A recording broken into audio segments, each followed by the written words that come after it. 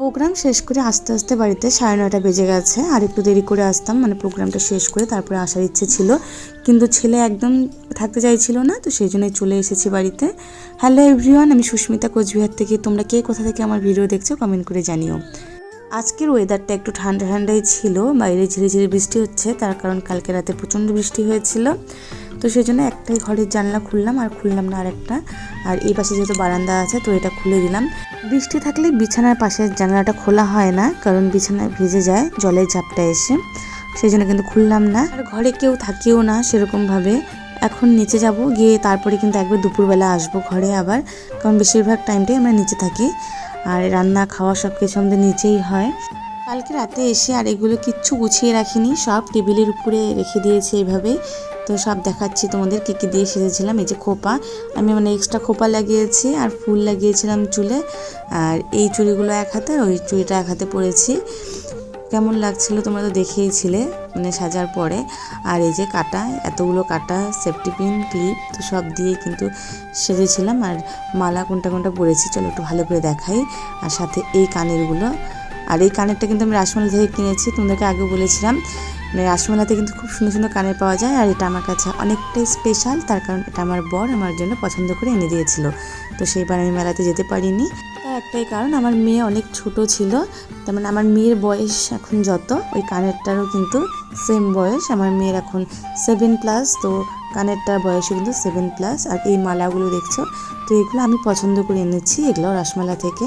সাজগোজ করতে ভালোই লাগে, কিন্তু এসে আর এগুলো গোছাতে আর এনার্জি পাই না। তখন মনে হয় যে আজকে না কালকে, কালকে না পরশু, এইভাবে মনে ফেলেই রেখে দিই।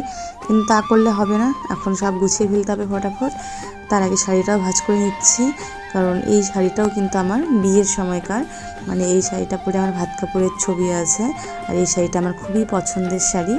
কালকে শাড়িটা ফ্যানের নিচে রেখে দিয়েছিলাম মেলে দিয়ে, আর সকালে বারান্দায় প্রচণ্ড রোদ আসে, তো সেখানে একটু নেড়ে দিয়েছি, আর এখন ভাঁজ করে রেখে দিচ্ছি। মানে আমার এই শাড়িটা এতটা পছন্দের, তো এর যত্ন করতে একদম কিন্তু ভুলি না। আর চলো এখন রান্নাঘরে চলে এসেছি। ছোট ছোট করে আলু কেটে নিয়েছি, এটা দিয়ে একটা সবজি করব, আর একদিকে বসিয়ে দিয়েছি ভাত। রান্নাঘরে আসতে দেরি হয়ে গেল জন্যে ভাবলাম যে কি করি, আর আজকে মাছ ডাল করব। তো মাছ ডালটা হতে কিন্তু অনেকটা সময় লাগবে, তো সেই জন্য ভাবলাম কি তাড়াতাড়ি হবে, যে তরকারিটা তাড়াতাড়ি হবে সেটা দিয়ে আজকে সকালে খাওয়াটা হয়ে যাবে। সাথে পাঁপড় ভেজে নিব, আর আমি এই সবজিটা একটু ঝোল ঝোল করব, আর সাথে একটু পটলও দিয়ে দিলাম, কারণ পটল দিলে কিন্তু ভালো লাগে খেতে। আমরা এইভাবে করি, পটল বা ঝিঙা যেটাই থাকুক না ঘরে। এই দেখো এখানে ভাতটাও কিন্তু হয়ে এসেছে প্রায়, এখন ভাতটা নামিয়ে নিব। আর এই তরকারিটাতে কোনো কিছুই মশলা দিই না সেরকম, শুধুমাত্র লবণ হলুদ দিয়েই করি। সবজিটা ভাজা ভাজা হয়ে গেছে, জল দিয়ে দিলাম। আর খেতে বসার আগে ডালটা বসিয়ে দিয়েছিলাম প্রেসারে, তো খাওয়ার পরে দেখলাম ডালটা হয়ে গেছে, তাই সম্বাদ দিয়ে দিলাম। আর জানো তো মাছ ডাল খেতে আমরা বাড়ির সবাই বেশ পছন্দ করি, কিন্তু অনেকে আবার খেতে চায় না, এই ডালটা পছন্দ করে না। আর সাথে করছি ঢ্যাঁড়স পোস্ত। ঢ্যাঁড়সটা ভালো করে ভাজা ভাজা করে নিয়েছি কালো জিরে ফোড়নে দিয়ে। এখন আমি কিন্তু পোস্তটা দিয়ে দিলাম, পোস্তটা ভালো করে এখন ভেজে নিব, মানে পোস্তর কাঁচা গন্ধ থাকলে ভালো লাগে না।